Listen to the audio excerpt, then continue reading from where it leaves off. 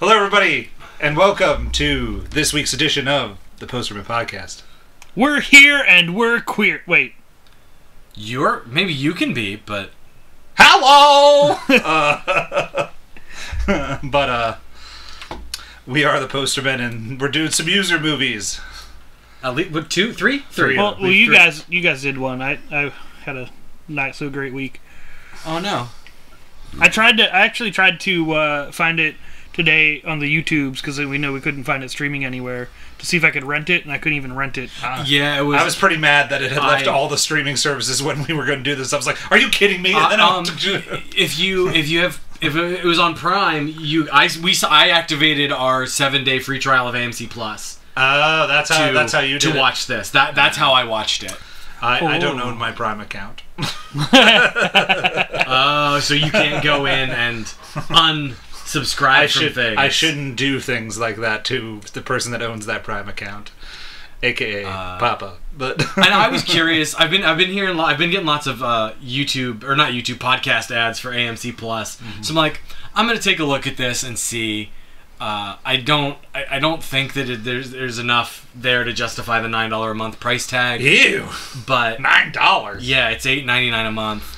You can get that. I could have also got it with the IFC channel, but because the IFC channel is like $6.99 a month.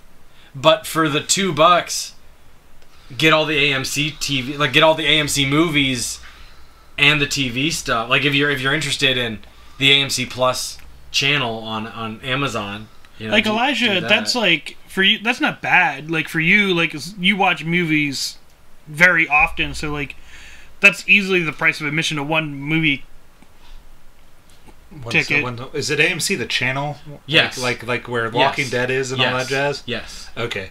I could already get most of what they have on the other stuff. That's my thing. That's if you can already get that, then it's not worth it. But right. I think that they probably... And if I liked the Walking Dead stuff and like the other stuff, because I can find Comic Book Men, which was the AMC show that I liked the most, on Amazon and on Pluto TV, because I went hunting like the Dickens for this Pluto. movie. Interesting. They have a channel. Okay. I went hunting for this thing. not this movie, but I went hunting for this. The movie's not there, but I went hunting for stuff. This movie there. So and I couldn't find it, so $9 went to it. And the odd thing was you couldn't rent it. You could only buy it. So that was and now weird. Officially own a copy of 68 Kill, which is the movie we did. That's unfortunate. Which we'll get to that. Who requested this? One of your friends. Oh, I have no idea who that could have been. I don't remember, but I remember specifically we talked about it, looked it up, it was like, hey, it's rated pretty good on the internet. That email's got to be forever ago. Yeah, that was the problem, is I didn't want to go hunt. It's a 6 on the IMDb meter. Yeah, and then if you look at Rotten Tomatoes, it's got 70% positive. Really? Yeah. It is. And then if you look on Letterboxd, it averages at a 3.5 to 4. Out of 5. Out of 5. Huh. Which is, I sat there and in my good conscience, just to get ahead of it, I couldn't do higher than what I gave it. I just couldn't. I was like, I can give it credit for the things that I want to give it credit for, but then I just can't go higher than this in my head, because I can't. Because indie film aside, I'll just go with my indie filmness here. I appreciate this as an indie film. I appreciate it as a sheer fact that it is an indie film, that it got made, that it has a different twist on a certain type of idea. And then the actors are there, and they're giving it their damnedest, and they're working their hardest with what they're given. I think the performances in this movie are very, very good. Oh, yeah. That's the performances in this movie are given the script and given the subject matter and given what this movie is, the performances are all top shelf. Like, they're not Oscar winning, I'm not saying that. But given the content that they're given, right, for what this movie is, the performances in this movie are very, very, very good. They're spot on. They're going through it, and it is the director's vision, is their choice that they wrote this. It just isn't. I'm just going ahead. It's not my cup of tea. I absolutely agree. I 100% agree with that. I wanted a different movie, especially from the title 68 Kill.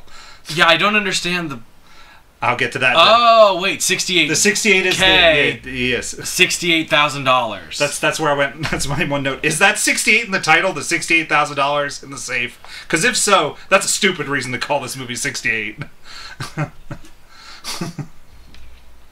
But plot synopsis, cast list. Can IMDb it? Yep. Plot synopsis. Shut the theme.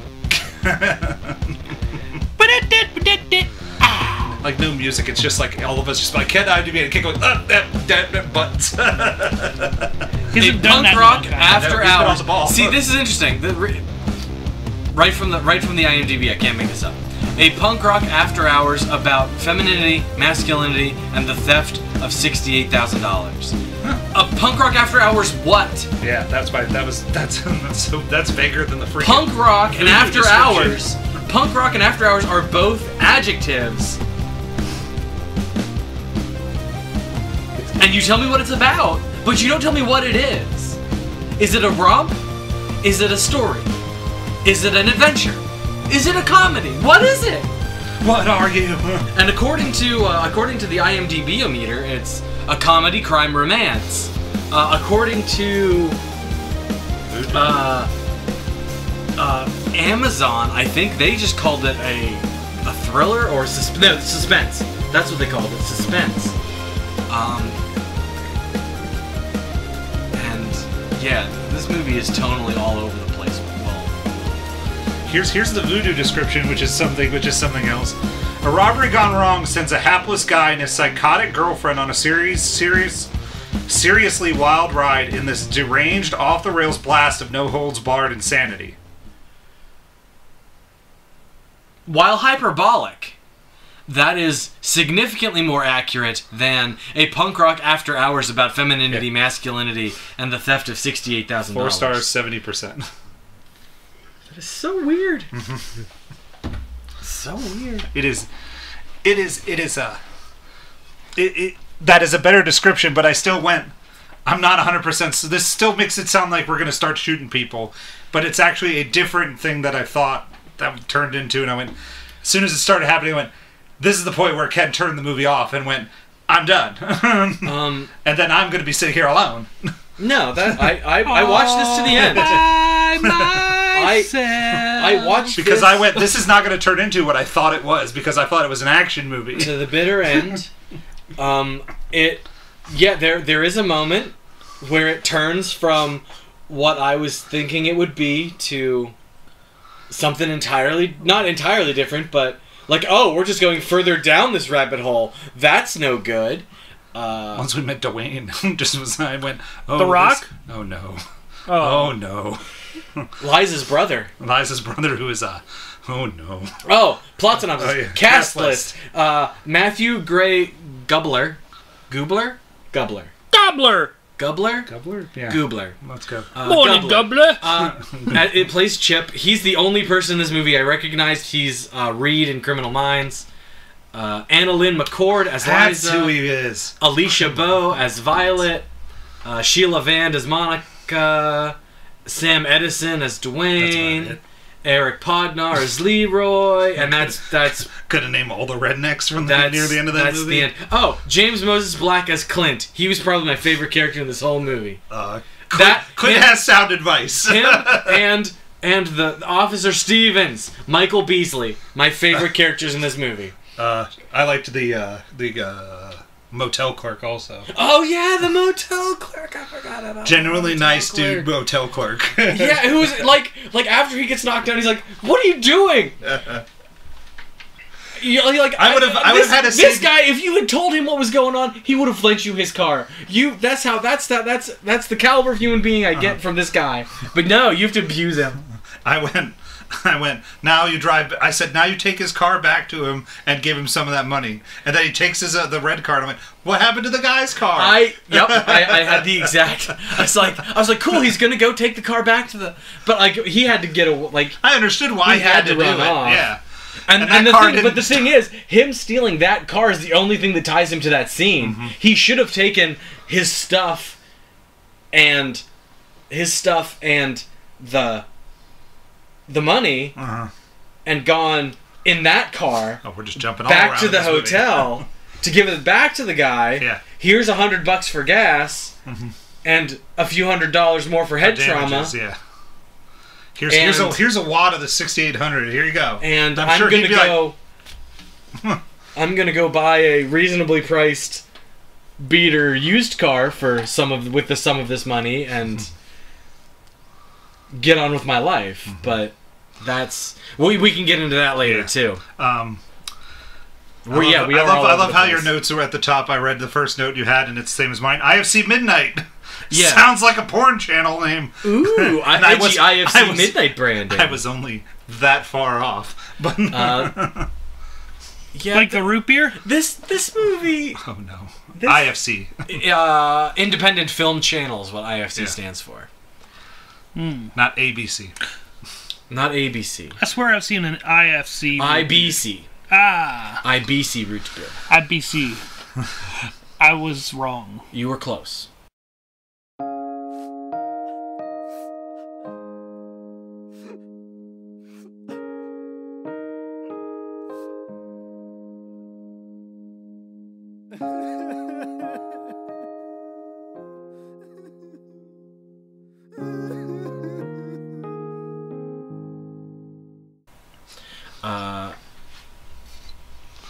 And my mostly my notes are like blow by blow, so like I don't necessarily have content. I have notes to keep track of where we're at in the story. That's about basically what I have. I said, "The fuck you staring at?" First line of the movie. This is where we are. Attractive young people laying in bed together. Slow pan over the attractive young female. I love the music. And given. It's the love music. It's the love music. Whatever he gets, we get 2 more times. Which you don't realize. Like there's some interesting, like, looking back on that, because it keeps going back to his face as he's just staring at her. And, like, there's some interesting, like the craft of this movie is not completely terrible. Oh, no, it's not like it's a well put together little film. Like I said, this movie is well put together and the acting's there. It just is not my cup of tea. Right. Like, this was made for other people. That's not me. Yeah. It's very much like this movie that also has similar things, but is so out there creatively. It's called Sallow. The 300 Days of Sodomy. Oh, dear. Sodomy, you may think it very odd of me. It is a Criterion Collection film, or the 120 Days of Sodom. Sallow. Wait. Oh, like. Am I singing about the wrong sodomy? No, but you have the right sodomy. Okay. Oh yeah. It is a very highly decorated movie. Interesting. And it is just so not my cup of tea. In World War II. It is weird. It is bizarre. It is gross. I had to cover my face at points because I watched it because a guy at work told me to. Oh yeah, this would not be. No. This would not. I would not. He was gonna pay money for us to do it. I would have been like, no. That's why I pre-watched it and I went, no. I said, we will discuss it very quickly and I will do it. I will be the one to watch it and I will do it. No one else will have to watch this. It is what happens during World War II. World War II, and they do some weird stuff to some people. Yeah, well, it said it doesn't really matter. It said we're during World War II. 4 fascists gather up. I forget how many adolescents and subject them to 120 days of physical, mental, and emotional torture. So, yeah. Mm-hmm. Yeah. A bunch of them become eunuchs near the end of it.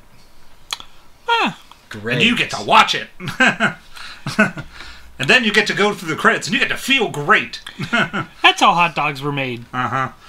But that's sort of my comparison to this movie, is that just has so many weird things that just is not me. Like, it starts here with she's beating him up for some kink that I just don't get. I'm like, they have, like, he has a black eye and, like, scratch marks on his back, and I'm like, this is just not my kink.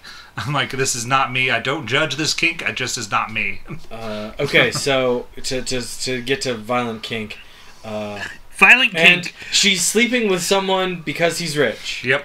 It's my new board name. She's a violent freak in bed? What is this movie? The sleeping with the guy was so quick dialogue-wise that I missed that part. I was like, she's going off to do this, and I'm like, wait a minute. Hold on. And then he mentions it later, so I went, wait. So then you see it happen, and I'm like, oh. So in short, she's going over there to be a sex toy for this guy, and that's her job. She is his side piece, and in the name of, like, it's one of those things where he understands that she's only there because he pays her. And he understands that, and she understands that she's only there because she's getting paid. So, it's one of those things where everybody's consenting, and depending on your stance on sex work, sex work is work. Yeah. I don't want to editorialize on that score. No, but that's what's going on. And then he's an idiot and flaunts $68,000 in front of the woman that he's exploiting for money, and also shows her the combination to his safe. So he's just dumb. I mean, her eyes must be ridiculously good to be able to read the combination from that lock from the distance that she was, but for the sake of the movie, who cares? Yeah, you let it go. For this movie, you're just like, okay, with every other farcical thing that happens in this movie, yeah, for all the other strange weirdness that happens in this movie. Clint has the smartest line to dialogue so far. That sweet pussy will cloud your mind. And it will cloud a young man's mind. And I was like, that's the truth. Not wrong. That's what I said. I said, truer words have not been spoken in this movie. Not wrong. I was like, women, so in short, to toe out, women can control you men very easily. And I was like, truth. Well, and that's sort of the running theme, it's the theme of the whole movie. Of at least Act 1 and Act 2, where he just will do whatever whatever an attractive woman asks him to do. He's on it. Then Act 3 is like all three, but yeah, well, Act 3. Never mind, we'll get there. Girlfriend she's is threatening. Where are we? She's threatening him with handgun violence for sex. Yeah. Because he comes home after work apparently, so weird. and she's sitting there, and she points two guns at him, and she's half naked. Yeah, and she's barely clothed, and he's like, "Where did you get guns from?" From her ex-con drugged up Dwayne, weird brother Dwayne. Oh boy. Dwayne. Yeah. Then we got to is that the 68 down? Is that 68 in the title? The 6800 in the safe? Dumb. They're going to steal $68,000 from her sugar daddy, but that money isn't going to go as far as she seems to think. I went. So it's $68,000. I was like, this is what this movie's based on. That's what I mean, don't get me wrong. It's still good enough amount of money. $68,000. Given their circumstance, is a significant, or is not an insignificant amount of money, but it's not enough to elevate your station from I'm sick of living like this. Nope. If you're smart, like depending on the ownership status, he still has to clean septic tanks. He would still have to do that. Depending on the ownership status of the land and the trailer that they're living in, it could very easily be enough to get them out from under that. So now all they have to do is work to live. Like they have to work to keep food on the table and to pay utilities. Yeah, so that's a significant increase. It's a significant improvement, but it's not gonna buy them a new house. Nope. In a nice part of town. Like $68K doesn't go real far. No. And he's wanting to buy a lightly used or he's buying a Lambo, he says. I forget exactly how he describes it, but yeah, I don't. You know, he's buying an old junky beat up Lamborghini with it, or at least that's his plan. I was probably writing when that was said. Nobody gets hurt in and out. Famous last words. Well, either one of those could be famous last words. In and out. That's what the job's going to be. In and out. Or nobody's going to get hurt. I was like, famous last words. And they were. Almost. Almost. That's a lot of dead exotic animals. Oh, snap. Is she going to kill that dude? And then she kills Ken. Oh, Ken, you died. Yep, sure did. Why did Ken die? Because Ken was the bad. Ken was the name. Ken was the scummy sex of the sugar daddy. Yeah. Oh, the sugar daddy's name was Ken. He kind of deserved it. Yeah, because he was very scummy. We learned that not only was he banging her for money, he was taping her without consent. And what she did to Violet too. Right? Yeah, we learned that later on. I got Violet's backstory. Do I believe this backstory? But that was later on, and then the next scene is something else that we'll get to. Yeah, well, the most probably the coolest, best, most creative, most unique sort of bait and switch in the whole movie. Yeah, that's what I had that written. I said, "Oh, this movie's taking a turn for something that I don't understand. I'm in." But she's playing him like a fiddle. She is interested in some violence. She won't let him unload the gun. She manipulates him into putting the gun, because like they're going. She's like, "Oh yeah, no, we're just gonna go in here and like we don't need guns. We're just gonna threaten them. You know, they're gonna be asleep. It's gonna be fine." She talks him into robbing this person's house. And he's like, "No, I don't want to hurt anybody. I don't want to hurt anybody. I don't want anybody to get killed. I don't want to hurt anybody. I don't want anybody to get killed." He didn't even want to take the gun. Right. Well, and the thing is, like, if it's a significantly different legal proposition if you are threatening someone with an unloaded gun versus threatening someone with a loaded gun. Yeah. Like, if I know the gun is unloaded, but I know that the person that I'm threatening the gun with doesn't know that it's unloaded, it's a different... Like if there is no real significant chance for me to cause significant harm, it looks better for me. Yeah. Legally, I'm still going to go to jail, but I won't go to jail for 75 to life. I'll go to jail for 25 to life. She said she's killed people before. I was like, couldn't tell that from the random beating ups and the guns and everything that's happened with this girl so far in this movie. Where are we? We're still in the house because there's another girl. There's another girl in the house. Well, I think we found the real love interest because the love music starts playing again. Yeah. Well, I have. She rolls up, slits his throat, then stabs the wife in the head, and it's revealed that she's killed before. So that's where Ken died.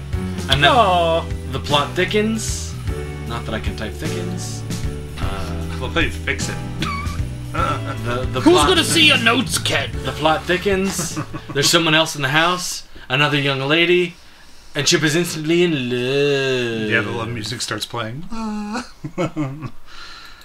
But I do like how they turn this into he is the damsel sort of in distress, sort of most of this movie sort of thing. Like, I like that twist on that thing where like the woman's not like instantly infatuated with the hero, and he's sort of perpetually a victim of being a horny nice guy. Yeah.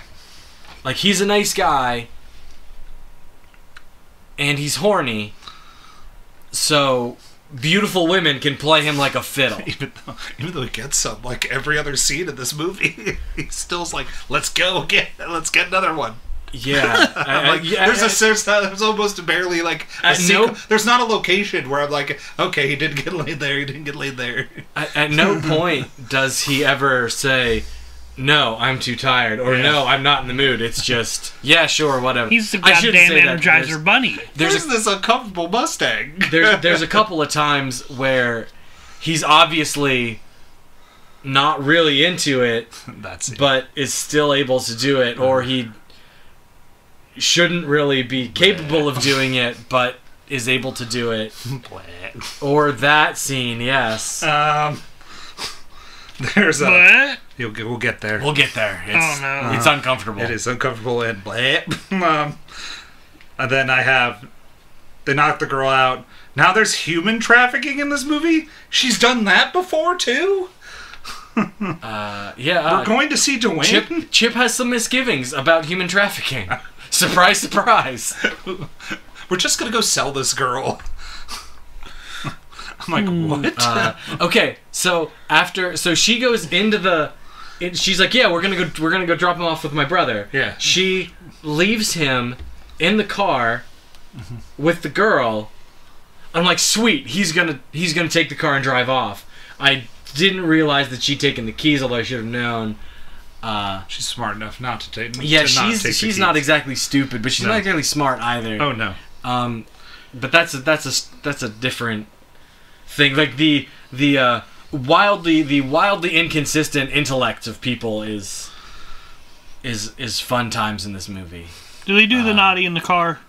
They did the naughty in the car. Yeah. Her and the ex do the naughty in the car after the whole killing and murdering. Yeah. And knocking the girl out and putting her in the trunk. Yeah. Because the girl's knocked out and put in the trunk, and the ex and the girlfriend's in the front. And she's super switched on, having just killed 2 people and stolen the $68,000. So they drive a little bit. They drive up the road and then they have sex in the car. I think maybe they have sex in the car outside of the brother's house before. Maybe I don't know. It's unclear where that is. I thought they had sex and they started driving. Maybe that's it. Maybe they do the because then the girl wakes away. up in the trunk. And then she ruins her turn on. Yeah. I should really just use her name. Liza. Violet. Liza is sex with Liza Chip. is the hot blonde girlfriend. Violet is the one in the car. Violet is the kidnappee. Yeah. And now we're at Dwayne's house. I do like the. Well, at least her whole family is crazy. As the brothers watching surgery videos. Oh wait, he did these surgeries. Yeah, on people who were still alive, and yeah, he was cutting up people. He's a sadistic sicko. Mm-hmm. And then she wants to watch it. Yeah, she is also a sadistic sicko. Yeah, this is where that movie went, where a movie switched, and I went, oh, this is a torture movie.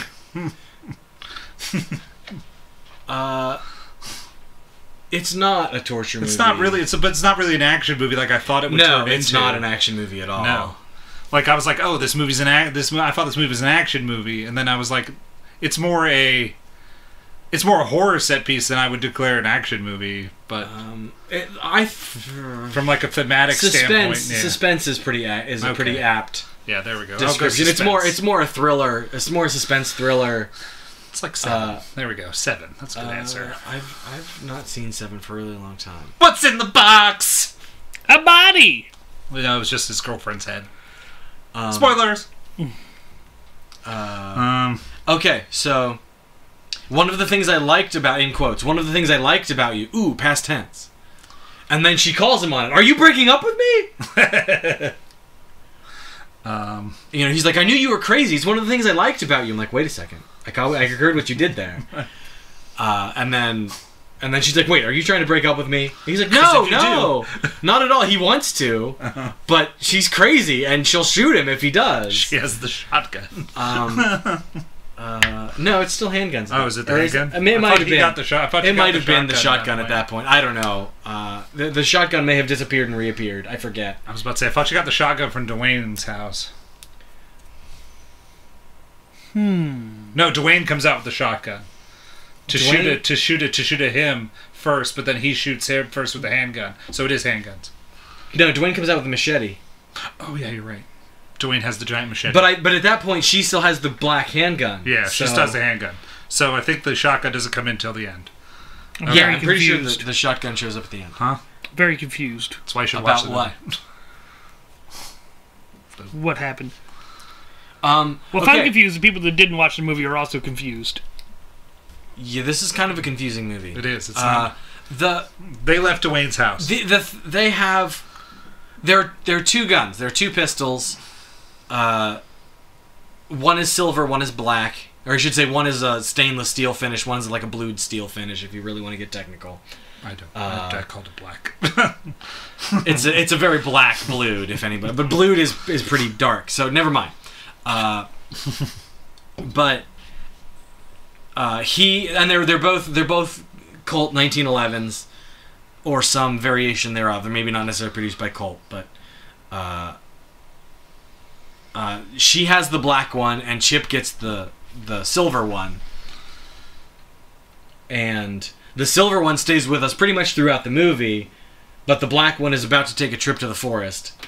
That happens here in a very short bit. Mm-hmm. But the moral of the story is they were sent out to go get Violet out of the car.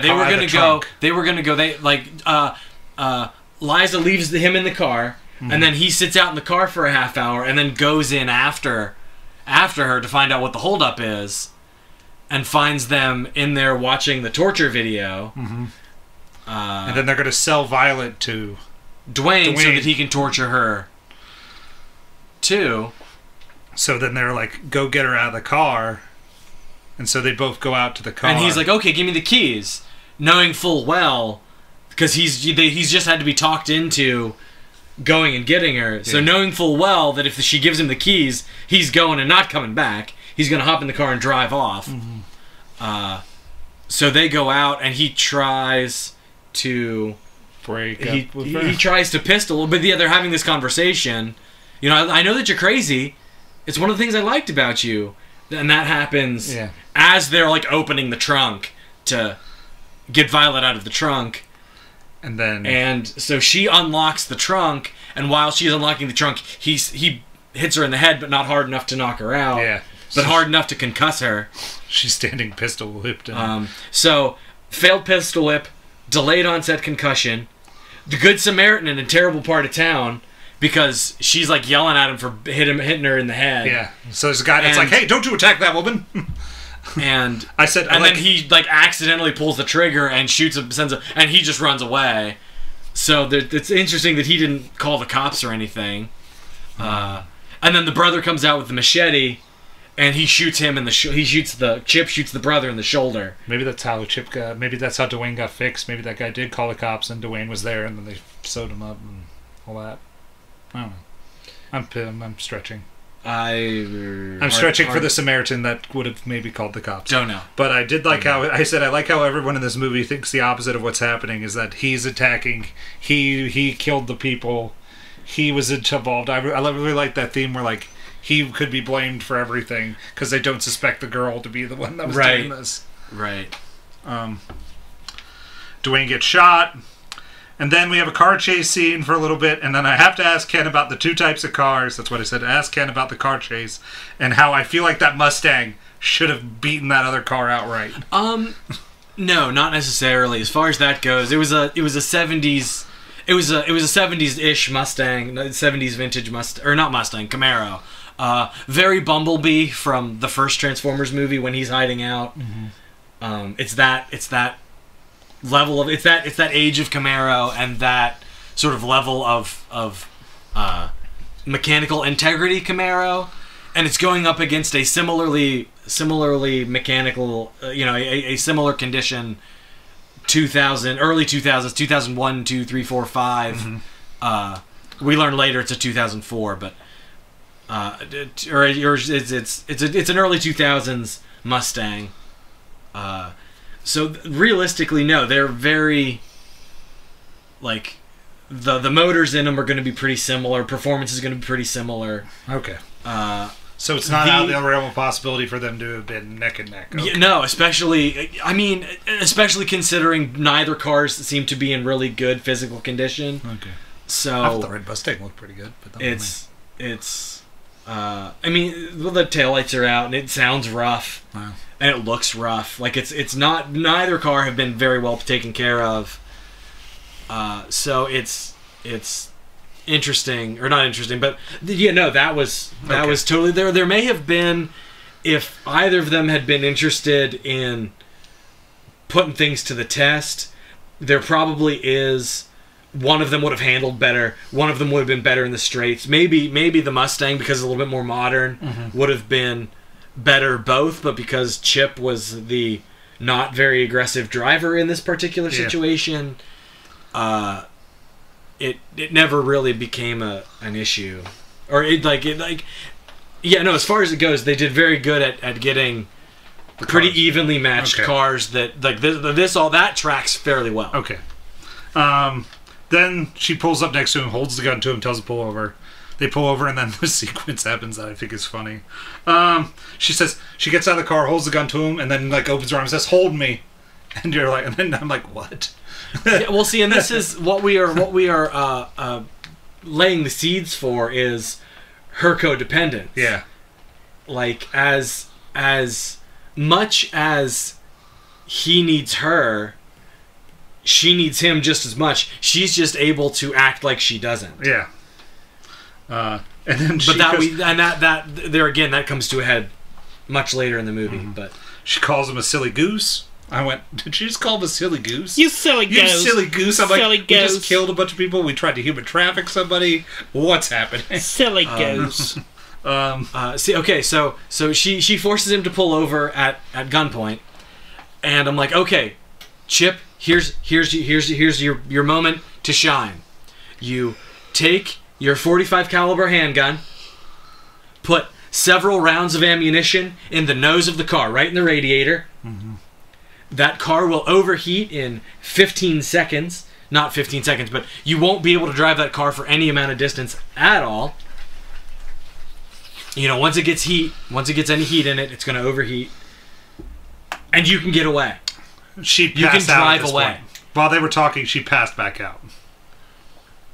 Yeah, but he could have done that, because he got out of the car before she did. Yeah. He could have hopped out of the car quick, blam, blam, blam, jumped back in, and taken off, and she'd have been SOL. She'd have been stuck there on the side of the road with a car that's overheating, and she can't. Yeah, but this guy's intelligence is not.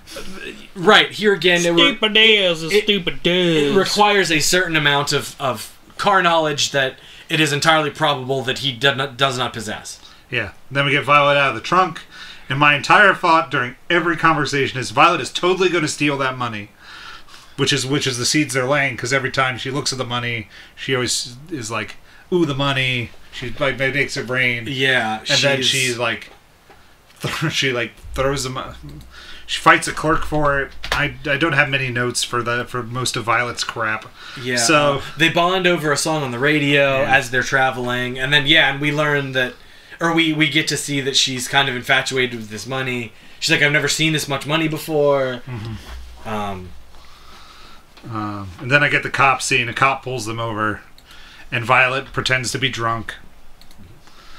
And, he's taking her home, and then says, "We're going to go have sex in the butt." And the cop then asks him to get out of the car. And then some good advice by the cop that is actually about butt sex, but... I've been trying to get that for years! Get your mind right. Get your head in the game, son. Because if you're not nervous, you won't be able to perform. Exactly. Which is good advice for this man if it wasn't about butt sex. I mean...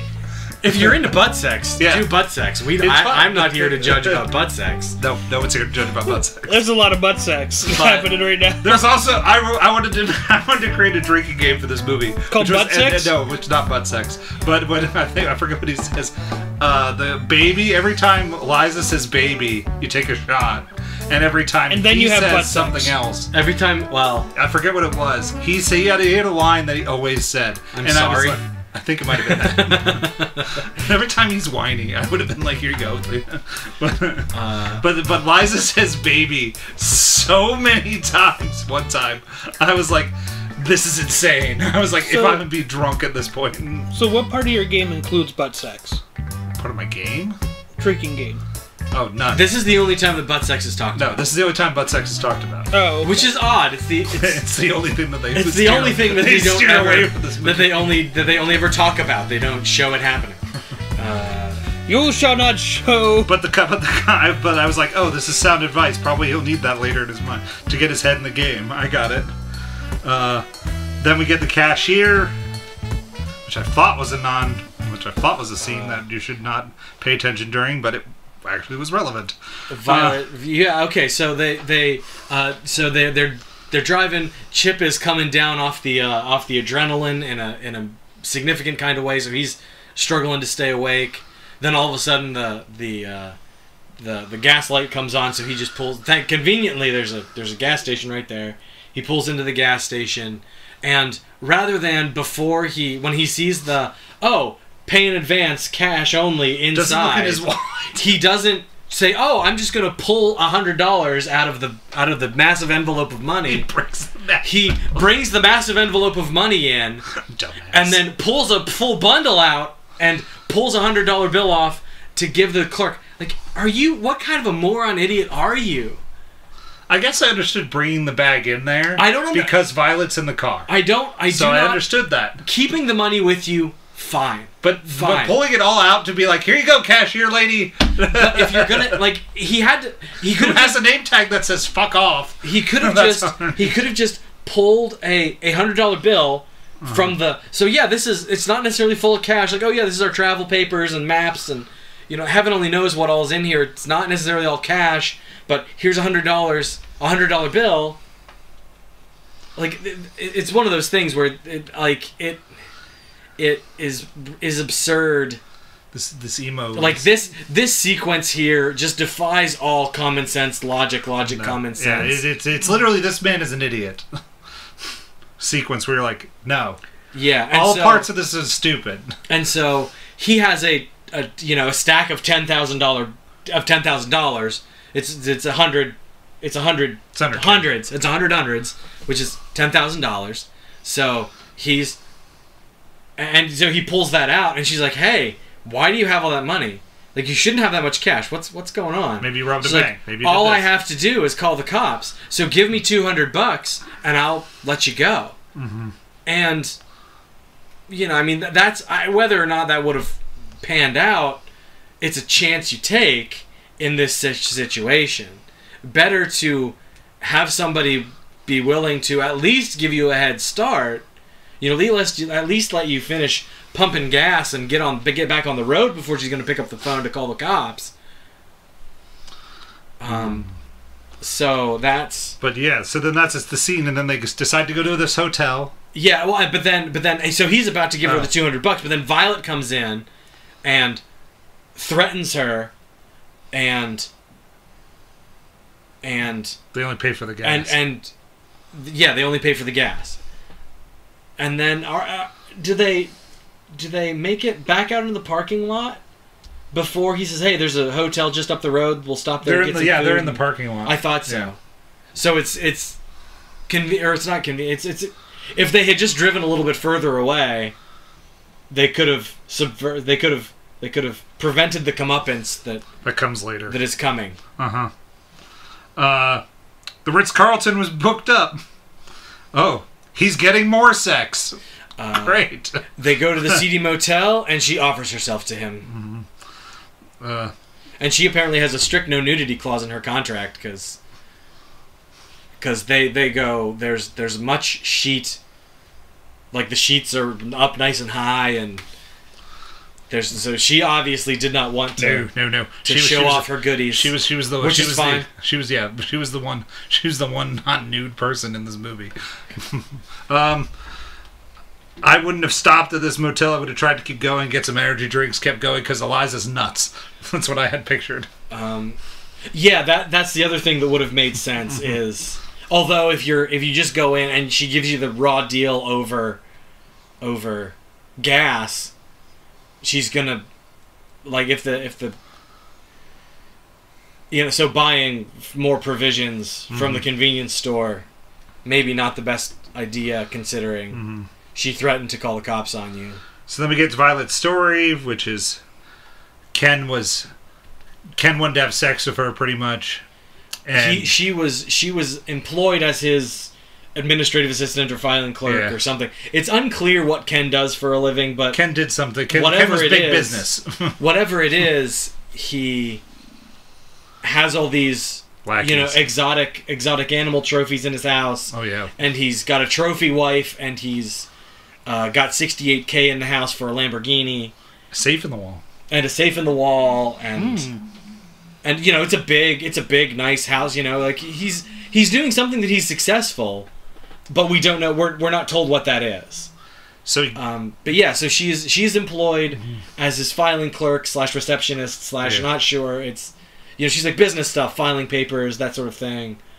And then the wife comes in, and so it goes from being pervy, you know, sexual harassment to being full on, like, hostile work environment. It's officially a hostile work sexual environment. harassment. To like, hey, you should come home with me and sleep with me and my wife. Like, hey, you should come home with me and sleep with me and my wife. And she was makes a living it. sex person at that. She makes it abundantly clear that she will not be doing that. So she gets fired, and we learn that Ken apparently knows her landlord. So he gets her evicted. So now she's homeless, no job. So she gets to be homeless and jobless. So now that also looks good. So yeah, and then he happens upon her on the street and offers to make her a sex slave, essentially. Pretty much, yeah. Or at least that's the. Let's see if that's the Cliff Notes version of that story. You know, and it seems to be accurate. And then I was like, do I believe this? Because I still feel like she's gonna steal the money. And then they go to sleep. You wake up. The room looks trashed, and door's wide open. She's gone. Yeah, I'm writing this, and this was a neat. The way they showed this was neat. Yeah.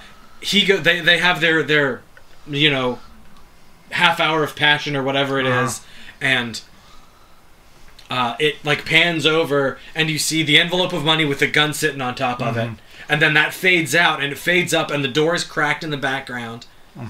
And Sprite. And yeah, it's obviously daylight. And instead of the money and the gun, it's now an ashtray full of cigarettes. So that was a neat. So like, oh, something happened. Yeah. And the money and the gun is gone. Oh no. So I'm writing this as this is progressing. So I said, I totally called it. She cut and ran. Now Chip has no money, no guns, and now we got to fit. Now he's going to get caught by Eliza. All this is, oh shit, she's dead. The doors open, money and the gun are gone, and she took the car and his clothes. Yeah, he's naked. Because we're absolutely supposed to think that Violet played him like a fiddle, wore him out with sexy times, because she's able to get a little bit of sleep in the car, so she's not quite as tired as he is. And he's, you know, and he's also, like I said, been on the adrenaline high for heaven only knows how long. Yeah. But so it's absolutely intended that we're supposed to think that she ran off, but then he notices blood on the side of the bathtub, goes in, and she's dead. She's gutted. Yeah, her throat slit, blood everywhere. It's not pretty. It's not pretty. It's bad. So then I'm like, oh no, I said the ex-girlfriend did it. Yeah, and that's where his mind goes. His mind immediately goes to Eliza. And then we meet I said my favorite character, the nice motel guy who lets him use the phone, offers to get him clothes from the lost and found bin. Right. And has the world's best granddad picture of his desk. And I'm like, oh, this guy's a nice dude. Yeah, like I said, this guy is not necessarily the most hard done by, but he gets hurt the most, in my opinion. As far as like side characters in this movie. Well, yeah, because his car is stolen, and most of the other ones are just like the cop and Clinton. Yeah, he gets smacked in the head, and his car gets stolen. And he no longer trusts people. And he no longer trusts people anymore. I would not let people in there anymore. And then I said, the movie got a lot more interesting here. She didn't do it because he uses the phone to call Eliza, and Eliza's like, "Where's my money? Where's the car? Where are you?" And he's like, "You were here last night." And she goes, "No." I just got out of the hospital. I spent the night in the hospital. She spent the night in the hospital. So he never calls her on... He doesn't call her on the thing. That's right. Oh, but the most interesting turn that this is the sequence that is the most interesting creative turn in this whole movie. It's where it's the dominoes of, oh, Violet ran off. No, Violet's dead. Oh, Eliza did it. Yeah. No, Eliza was in the hospital. This was intriguing me. I was like, ooh, now I'm up. Right. And so he talks to the convenience store clerk because apparently there was a big party going on in their room last night. that he was asleep through because they drugged him. We find out he was roofied. But I don't think. But we learned that it was the convenience store clerk is the person who orchestrated this. Whose name is Monica. Monica, yes. Not fuck off. Not fuck off. No. Then we get to the grossest scene after this. Yes. Yeah, he goes back to the convenience store. Finds a different lady working. Right, and has to perform a sex act to get info he needs to find Monica. She's not good. It was unpleasant. He wants her to eat his pussy. She wants him to eat her pussy. To end that term. Exactly like that phrase. So they go in the back. She's a larger woman.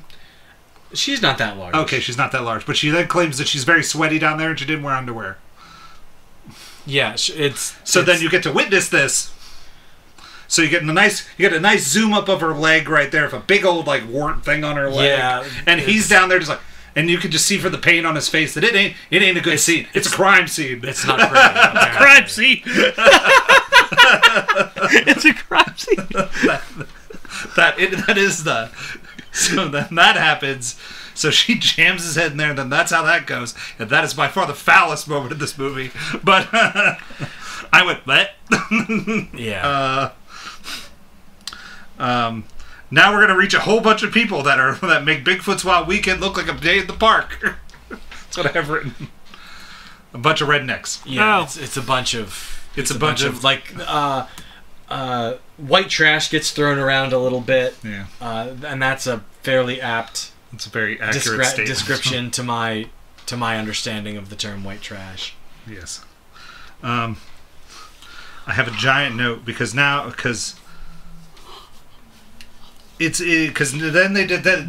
Chip walks in. They have Chip now tied up, and they're telling Chip everything pretty much as to why they did this, because they just want drugs and money and all this. So they stole the money to buy drugs and all this.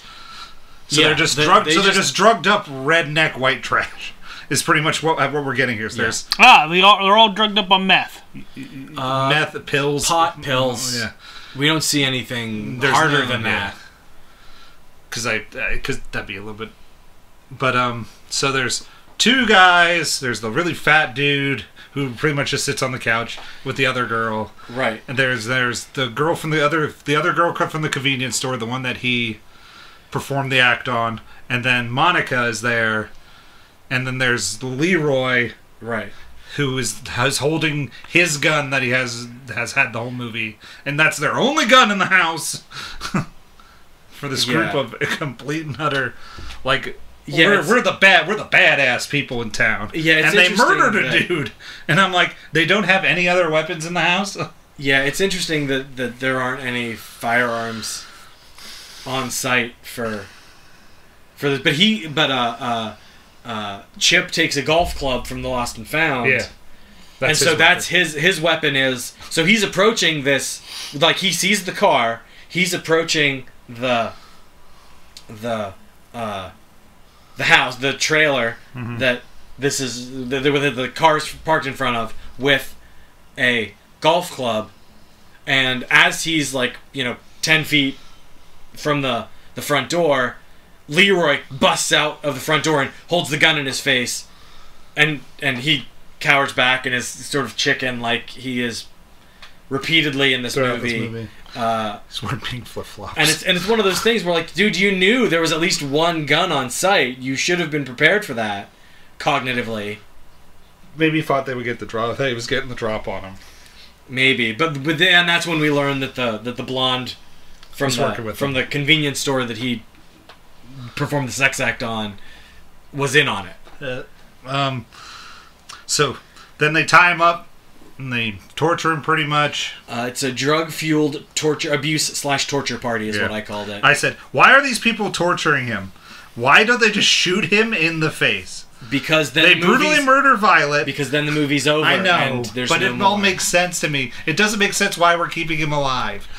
We brutally murder Violet, and then we just get we're just going to keep this guy alive in a chair and torture him and beat him up. The moral of the story, or I should say, the picture painted in this movie is a vast majority of white trashy people enjoy torture, watching other people suffer in a very real, very physical, very violent kind of way. Yeah. Because just about everybody that we run into, everybody that's white trashy in this movie, enjoys inflicting suffering on everyone. Because everybody that's not white in this movie is either the cop, the coworker Clint, and the Indian, the Indian motel clerk. Oh, okay. Everybody else is white, and so like this is. I don't know if I don't know if that was meant to happen, but it's a good stance. It had to have been done. Yeah. Intentionally. Well, no, because Violet is at least partially. Yeah. But she was also good to like. She was a nice person too. But yeah, actually, you're right. She was. We learned that she was probably telling the truth because put upon. Yeah, because the last piece of information that we were given is she was tortured by Ken, right? Who was a white guy. Who's a rich white dude. No, so I like this. I like that theory, Ken. I like it. I'm in. Okay. But Liza shows up at the redneck trailer. Liza shows up. Leroy shoots them both. Credits. Because Leroy's standing there with his finger on the trigger. All he's got to do is blam, blam. But Leroy's stupid. And all these people are stupid. Well, the issue here... The only person that's not stupid in this scene is Liza. And maybe Dwayne. And I think that there's a... IMDb's, femininity, masculinity commentary thing is like Leroy is just another example of that. Like he's only doing what the woman tells him to do. Yeah, and he's probably just like, it's just a girl anyway. She's got no weapon. It's fine. We'll tie her up, and then we get to torture her. And then I said, my note is, not gonna lie, I did enjoy Liza and Dwayne killing the rednecks because the rednecks are real big pieces of shit. The only one that Dwayne is the worst person in this movie. Yes, Dwayne is terrible. The next most awful person in this movie, the next most awful group of people in this movie are the white trash trailer people in this movie. In this followed sequence. Very closely by Ken. Actually, Ken is probably... But Ken didn't kill him. Ken is probably the second worst. At this point. Oh, that's true. Because there was the rednecks killed Violet, so you don't know if they killed anybody before that. That is true. So I'm going with these rednecks have killed people for drugs long before these people. Or the... Yeah, well, at the very least, these folks are willing to torture and destroy the lives of people. Like granted, that's why I said it's a tough call for second, because they're both pretty shitty. So I'm not even going to try and rank them. But Dwayne is the worst piece of shit in this movie. Dwayne is the most awful person in this movie. But all the rednecks die except for two. Dwayne shows up with a shotgun and his machete, and he shotguns Leroy in the arm. So that he drops. So that he drops the gun, or so that the gun falls still attached to the arm, as it turns out. Right in front of Chip. We have to remember this. It's like the autopilot. And then he shoots him in the junk because Eliza said, "We're all going to keep our junk intact if you just put the gun down and let us go," or something like that, or give us some money or something like that. I think she was lying. Yeah, she's like, "I want my money back. Give me my money back, and you all can go about your business." So then they don't immediately snap to and give her money back. So he shoots Leroy in the junk. Leroy dies. Then the fat guy dies. Yeah, and then he machetes the fat guy. Oh, and then the girl that's been sitting next to the fat guy. Because the girl stands up, machetes the girl, and then machetes the guy in the head and leaves the machete in the guy's head. Oh, is that how it goes? Yeah. Okay, there you go. So in short, Dwayne killed a whole lot of people. Dwayne kills 3 people in pretty rapid succession. And then the two girls, Monica, the two convenience store employees are left. Yes. And then they tell where the money is, and Eliza goes, "Oh, you can take them back there. While you're back there, get my money." And Dwayne takes it back there to And he tortures and kills the one. Kills one of them. The blonde one that did the deed with him. Not the brunette, the blonde. Yeah. Not Monica, the other one. Amy. Not the main leader. Yes, Amy has been the ringleader, or Monica has been the ringleader of all of this. Which we didn't bring up, but that's okay. Yeah, it's not important. Because the rednecks all die. So... yeah, okay, and so at this point, while Dwayne is torturing and killing theoretically 2 women in the back bedroom of the house trailer, Liza and Chip go out front to have a heart-to-heart conversation. Oh, because Chip leaves and is like, I'm just going to leave. Oh, that's right. Yeah. Chip said I'm going to leave. I'm just going to go. Because Chip gets up out of the chair. I don't care about the money. He's like, I don't want the money. I just want to go. Right. Right, you're right. Mm-hmm. So Chip gets up and starts walking out, but Eliza won't let him walk out. That's where the codependency comes in. Right, and that's where we learn that that's the first time that she's ever said I love you to him, and he's like, that's the first time you said I love you, was in the chair. When he's like, no, like not during any, like pretty much not during any other romantic moment, during this terrible moment in my life where I was tortured by rednecks. Your brother's in there killing both of them. Right. And you get $68,000. This is not real love. Right. Mm-hmm. But Chip, we all remember that Chip has that gun. So they walk out, and she's trying to talk him back into, re-enter the relationship. Like, I can't run off into the sunset with my brother. She's not into that kind of thing. Please no. Like, I could do worse than my brother, but I need somebody else, and you're a good somebody else. And at that point, she like uses an analogy of their relationship, like she's the master, the owner, and he's the dog. Mm-hmm. And she's like, well, when the dog, when your dog acts up and misbehaves and runs off, like it got scared, you can either let it back in, or you can you can either let it run away, or you can bring it back and kill it. Yeah. Or you can bring it back and discipline it. Which one do you want? And he's like, I'm not your dog. You're not my master. What the bleep? And so he shoots her. And then he goes into and he's walking away. And I have Chip shoots her and walks away to be hunted down by Dwayne and tortured and killed later. Which doesn't happen. So he realizes this on his way to the car. He goes back in, shoots Dwayne. Monica tries to play him like a fiddle. Like everybody else in this movie. And he shoots her in the face. That's great. He said, yeah, you give me what I want.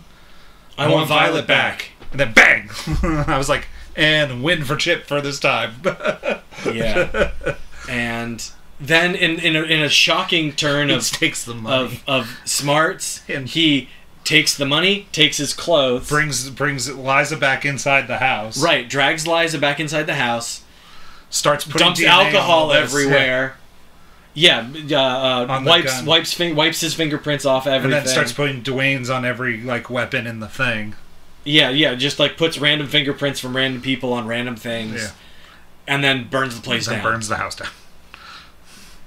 And then drives away with the money.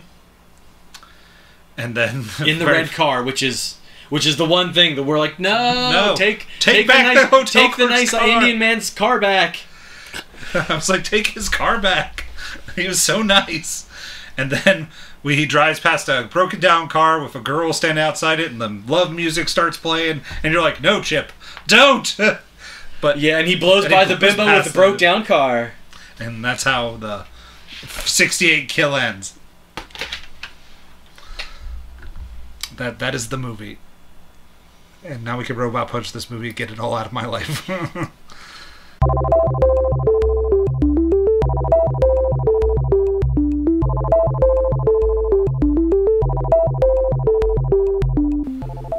Ken? I'll let you read it. Okay, so I'm predisposed to this. I'm gonna read this for the record. That's why I was clearing my throat. I'm predisposed to deeply dislike movies like this. One Robot Punch. Solid performances and well-written dialogue only carry you so far, and a story about disgusting, messed up people doing twisted, terrible things to each other for 90 minutes. Chip survives, or did he? In the fullness of time, will there be any of Chip left? Will he be able to go back to his life? 68K is enough to set him up in a similar life to what he had before, depending on medical bills, because before he leaves, he's peeing blood. So that means there's been, and you know, he's beat up. You know, like they beat him with the bat and with the golf club. So like he probably has some internal injuries and everything. Yeah. Yeah, like he's not in good physical shape. Dude. So depending on his medical bills, but we get the impression that he doesn't have many marketable skills. So his self-improvement trajectory is dubious at best. I agree with everything there because I believe we have the same sentiment that this movie has very solid performance and it's well shot. It's well put together little movie. It just is not my cup of tea. So I gave it a 1 also. Like I wanted to give it a 1.5, but as I sat there with that half on my letterboxd, I went, I can't in good conscience give it a 1.5 because I just didn't like it. But that's just because it's not my cup of tea. So I was like, I have to give it the 1 that I feel like it deserves because the performances save that movie. The performance and craft of this movie. The performances and craft of this movie make it watchable. Yeah. Like the only reason that if this movie had been more poorly acted, or like the only sequence I have an issue with the craft of is the car chase, because it was probably the nature of this is what we have to do to film this thing in the budget that we have. Probably. It's like the low light is sometimes really grainy and gross. Yeah. The camera angles are weird. The camera work is wobbly. I just toned that till I bought it in because if you clicked on Vudu and you bought it, it said it was $10, but if you click on it, it's $15 to buy it in the updated high def version. I went down to SD and bought it, so I just lowered that to being like, I bought it in SD for $10. I streamed, like I said, I streamed it. Yeah, you streamed it. But like I said, that's what I chalked that up to. But you probably watched it in the high def, maybe. But and it doesn't. So the fact of the matter, but like I said, or as discussed, indie film.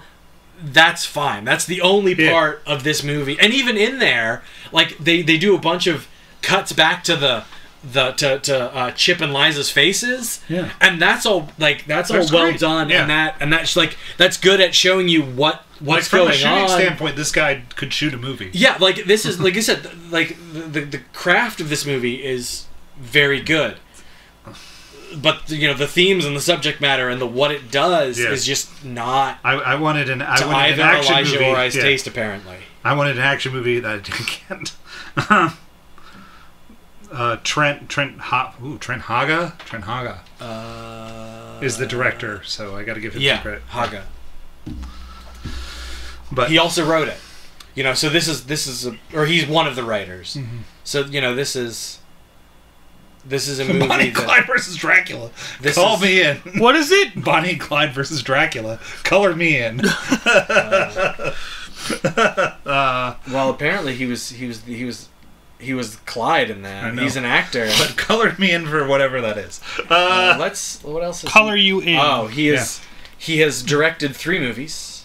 One called Chop, one called 68 Kill, and one called Deathcember, which is apparently an anthology. It was apparently an anthology piece.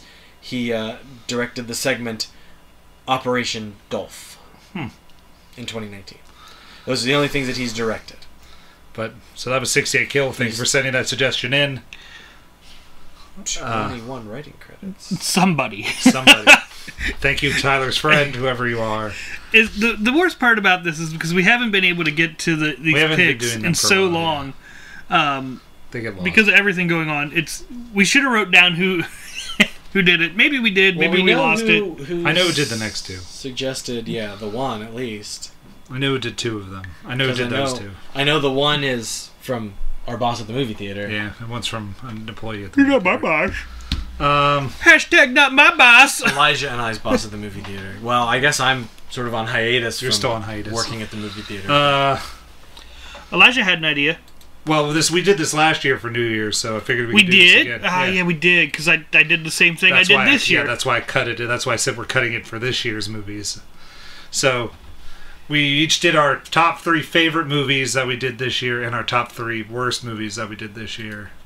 So we could go alternating, or we could do like one good, one bad.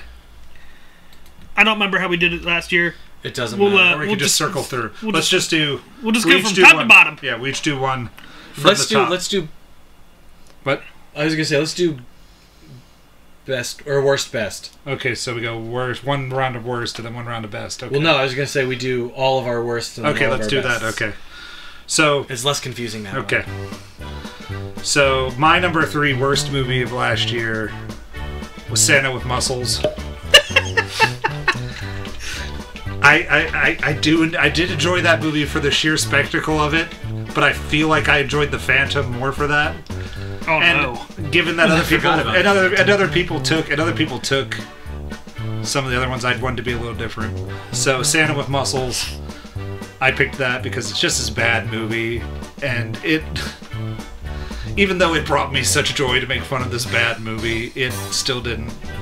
It's not a good picture. Yeah. What are you doing? Worst, or number 3? Number 3. So your number 1 worst movie. Oh, my worst No. movie. We're doing number 3. So your bottom third. Your bottom of the 3. Okay. Yeah. Okay. Not the worst. I have written down here Bonfire of the Vanities. Because that movie wasn't bad. Like, I tried to do something. I like Elijah, tried to do something a little bit different. I tried to do movies that I didn't watch either, so that made it harder. Right, yeah, like it's movies that I hadn't seen before, and it's movies that were bad. I remember when we saw that, there was such excitement. Right, this movie, like a movie that I wanted to be good, and ended up being just meh. Like it wasn't bad, it wasn't good. This movie, it just sort of like I don't want to say most squandered potential, but like didn't live up to the hype. Oh, that it was like the cast is there, but it's just like this movie, like everything about this movie seems like it should be good, but it ends up not being good. It ends up being just sort of meh. Tyler. Godzilla 98. Hey, I made it to number 3 because you're a bastard. I picked Bonfire of the Vanities. I picked my own worst movie. I hate that movie. I really do. At least it's not your top. Godzilla's not even cool in that movie. Godzilla is cool. No. Mute him. It's not. I can. If I mute him, I mute all of us. Like, don't care. It's worth it. He doesn't fight any monsters. He just hides the whole time. He eats some fish and then lays some eggs and dies like a bitch. He fights stuff. He fights Matthew Broderick. Nope. And Leon the Professional. Godzilla 98. I have down here Nacho Libre. Nacho! I hate Nacho Libre. That was one that I had watched before and knew not to watch again. Yeah, I had seen it before. I had seen it before too, but I couldn't find another movie that I hadn't seen that a lot of people didn't. That I tried that people didn't take either. So Nacho Libre ended up on the list. So that was one that I'd watched before. Must have been on drugs because I enjoy it. I know I enjoyed it. You came in and enjoyed that movie, and then while watching it, you're like, "This movie's bad." Watched it a second time and was like, "Oh, why did I enjoy this?" It definitely was from the guy that made Napoleon Dynamite because it has that same feel. You know, that where you were like, "Yeah, I love Napoleon Dynamite" the first time you watch it, and then you watch Napoleon Dynamite the second time and like. The first this time, was garbage. I proudly have never seen Napoleon Dynamite. The first and only time I watched that movie, I fell asleep through it. That's fair. And I returned it back to the person who gave it to me. I'm like, this movie sucks. I fell asleep. That might have been Liz. No, it was my English teacher. I was about to say Liz used to love that movie. Yeah, there was a certain demographic of human beings that loved that movie. I had a good friend of mine in college loved that. Actually, 2 good friends of mine in college loved that movie, and I was just like, no, I'm not. I don't want to watch it. It's stupid funny. I knew myself well enough at that point to know I don't like stupid funny. Ken? Oh, Cutthroat Island. Oh, Cutthroat Island's so fun.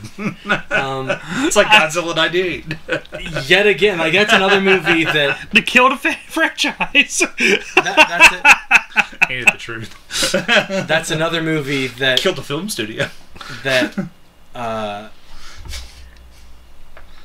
didn't have quite the potential that Bonfire of the Vanities had, but it ends up being a worse movie than Bonfire of the Vanities. Like Bonfire of the Vanities, you can watch. Like Cutthroat Island is barely watchable as a movie. It's just not good. Not good.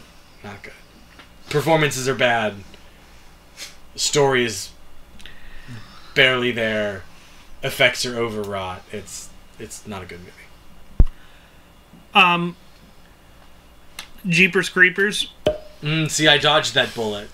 You did. That was one of mine on. That was one of mine on my top, because I have a top 1, 2, 3, 4, 5 list, and that was on the top 5 list. But I scratched it off for you. Just to let you inside the curtain. Did not enjoy it.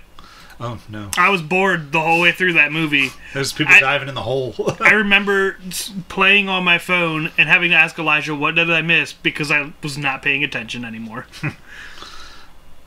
I like how we get these big budget movies, and then there was Sharktopus that we did. We all were like, "Yeah, we love Sharktopus." Because Sharktopus was mildly entertaining. It's not a good movie. Yeah, but it was entertaining. It's very much on the level of The Phantom with me. You can make a B or C list movie or the Conan the Barbarian remake. That's not good, but it can still be entertaining. So then my most hated movie also sides with somebody else's at the table. Meet the Feebles. What? I hated Meet the Feebles. I think I gave that movie a 0. I know on Letterboxd I gave it a 0. I remember you guys looking it up and being astounded by the high ratings it had. It's very much 68 kill. So it's just like I can't get by. I don't know. We had to watch Fast Forward. It was bad. Oh, I forgot. We did that. We watched the back, like, we watched 2/3 of that movie in 1.5 speed. We watched maybe we watched a quarter of that movie at the regular pace, and then we just went and beep, and then just started moving on. Yeah, you said it's at this point that I usually start watching things at 1.5 speed, and Lewis and I were like, "Yeah, do that," and then we all just silently just agreed as I hit the button, because you could still hear the dialogue and see what's going on, but it's moving quicker. Yes, I forgot that we had done that. But Ken, what was yours? Meet the Feebles. Oh, of course. Yeah, I know. I just wanted to be announced. It was bad. It was painful. It was bad. I donated that movie to somebody. That movie. Somebody that gave it a 3, as I recall. Somebody that is about to then ruin our lives. Yeah, so I think somebody that makes me regret ever putting. Did I give it a 3 or a 4? No, you gave it a 3. You gave it. I don't remember. I may have given it a 4. I don't know. Did you put the things on the YouTube page when you did your YouTube video? Is it at the end? Oh, look. It should be at the end. I may have given that a 4 because I remember like Ken being like, or someone was like, but you gave Bohemian Rhapsody the same rating. That's why I sat there and I looked at this and I went, one person in the group could have a decent review about this movie. One person and one person alone will give this movie a good rating. And he's the best! I'm going to give it a 3. I need you to.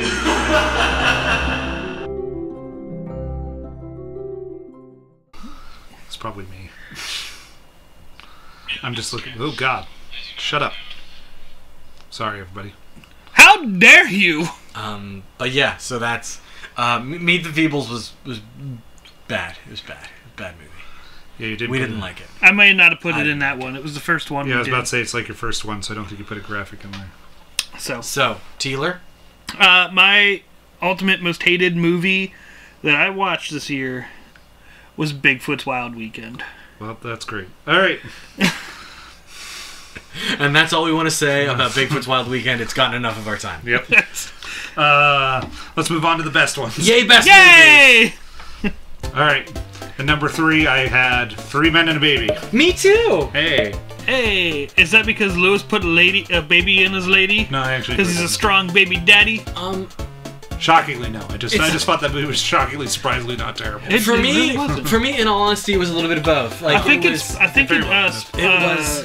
a very solid. It's a very solid comedy movie, but also there's the added element of Lewis picked it because baby time. Because he was like, this movie makes me think, like, as soon as I learned that my wife's pregnant, I immediately thought of you guys in this movie, and like, I can't wait for all of us to have, fun times raising my kid.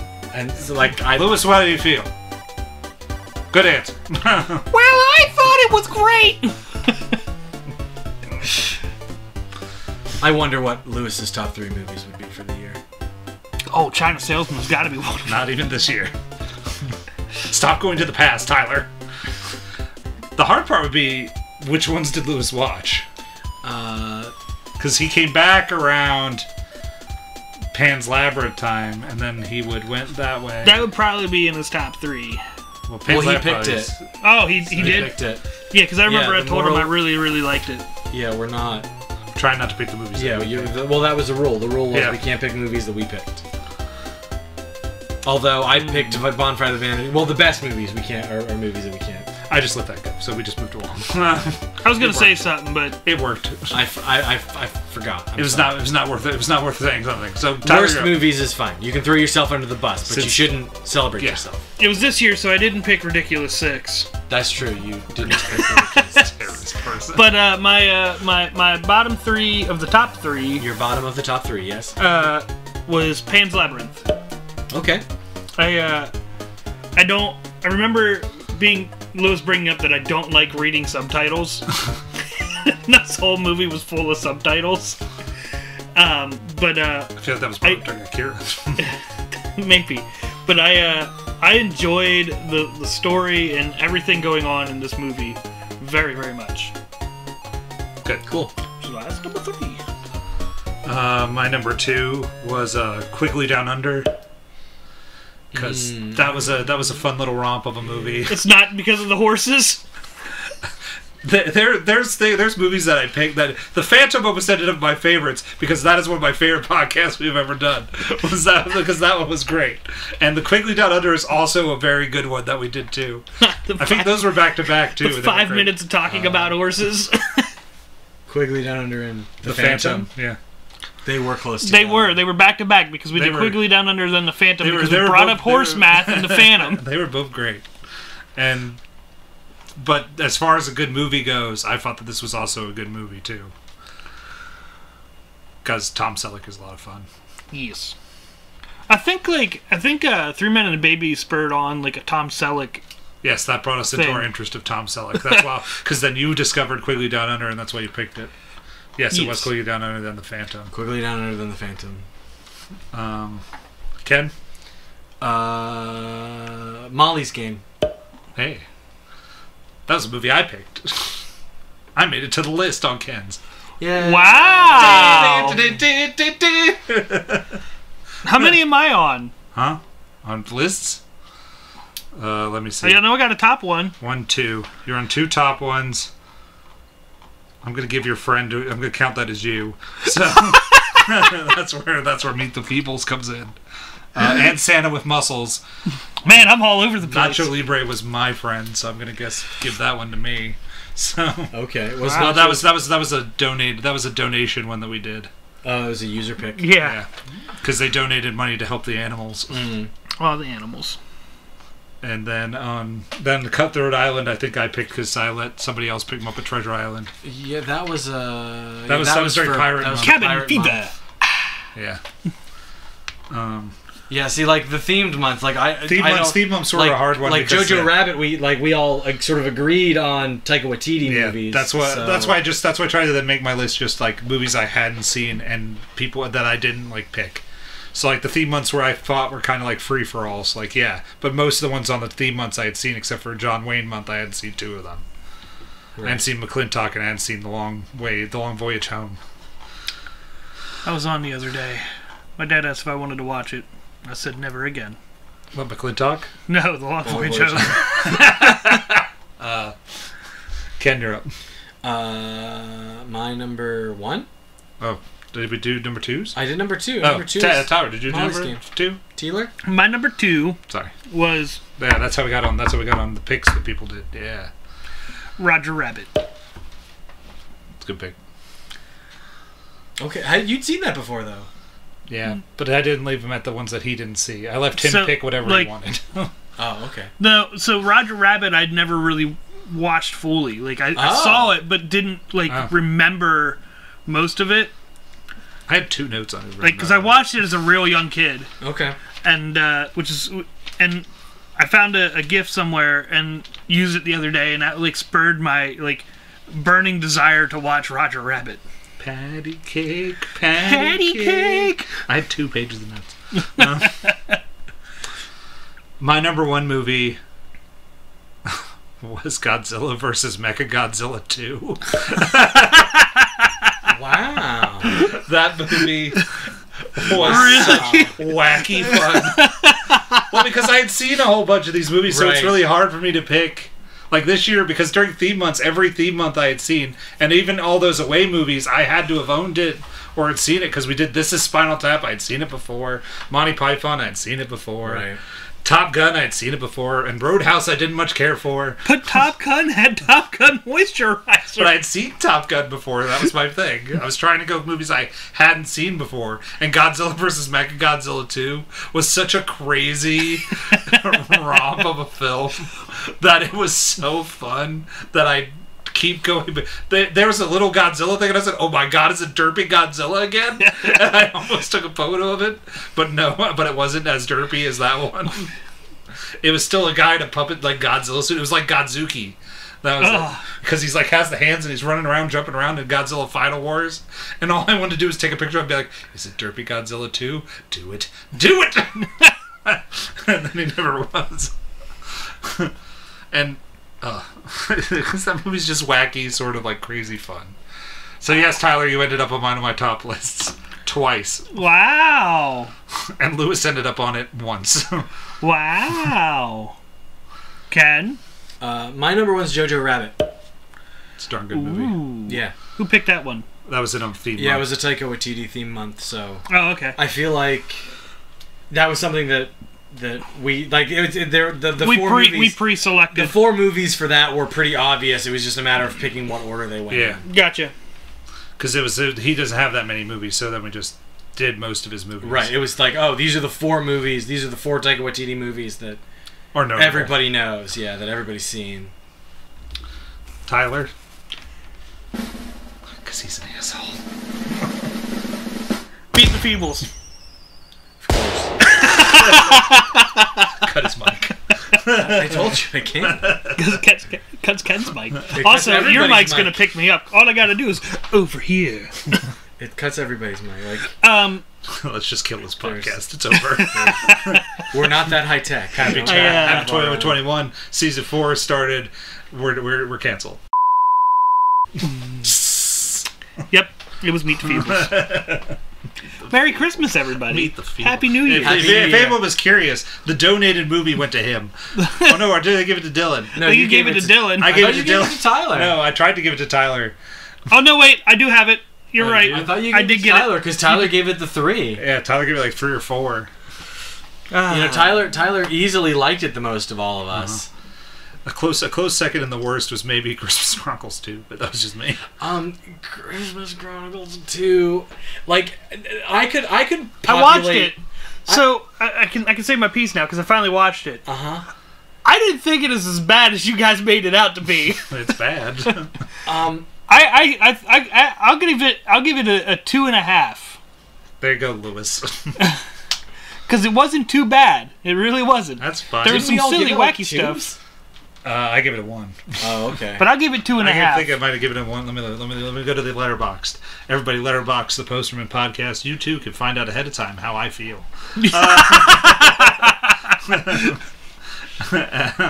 It'll tell you how the podcast is going to go. It was a 1.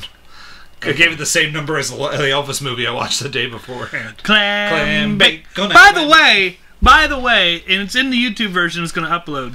What? He is not fat at all. I didn't say he was. I said he was getting fat. You could see a paunch growing up there, but he's not fat Elvis. He is heavier. If you go back and I was just watching an Elvis movie last night, Fun in Acapulco. If you go back to his movies earlier than that, he is by far thinner and more tone. Yeah, he's in his early movies. He's very, very fit. Yeah, whereas Clambake, you can kind of see it like getting there, and you can see it like there, where he's supposed to be like a sex object.